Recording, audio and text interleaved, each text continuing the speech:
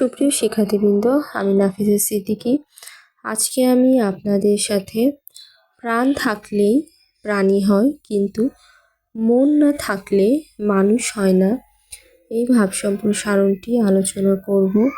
তো ক্লাসটি শুরুর পূর্বে নিয়মিত এই ধরনের ভিডিও নোটিফিকেশন সবার প্রথমে পেতে চ্যানেলটি সাবস্ক্রাইব করে পাশে থাকা বেল নোটিফিকেশনটি প্রেস করে দিন। প্রাণ থাকলেই প্রাণী হয়, কিন্তু মন না থাকলে মানুষ হয় না। ভাব সম্প্রসারণ। যাদের প্রাণ আছে তাদেরকেই আমরা প্রাণী বলে থাকি। পৃথিবীতে সৃষ্টির শুরু থেকে নানা ধরনের প্রাণী বাস করে।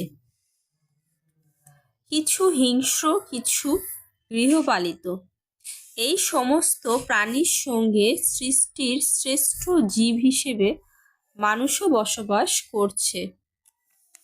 মানুষেরও তো প্রাণ আছে, সকল জীবেরই প্রাণ আছে, মানুষেরও প্রাণ আছে, তাকেও প্রাণী বলা অযৌক্তিক নয়। যেহেতু যারই প্রাণ আছে তাকে প্রাণী বলা হয়, সেহেতু মানুষকেও কি আমরা প্রাণী বলতেই পারি, কিন্তু একজন মানুষকে আমরা মানুষ কখন বলবো, এটাই এখানে প্রশ্ন। তাহলে অন্যান্য প্রাণীর সঙ্গে মানুষের তফাৎ কিসে? মন দিয়ে মানুষ ভালো মন্দ, ন্যায় অন্যায় বিচার বিশ্লেষণ করতে পারে। একটি কাজ করার পূর্বে বিবেক নামক একটি আলাদা সত্তা তাকে ভালো মন্দ, ন্যায় অন্যায় বোধ জন্মাতে সাহায্য করে, যা অন্য কোনো প্রাণীর নেই। অর্থাৎ মানুষের মন আছে, পশুদের মন নেই। মন বা বিবেকের দ্বারা মানুষ সমাজকে স্বর্গপুরী পরিণত করেছে,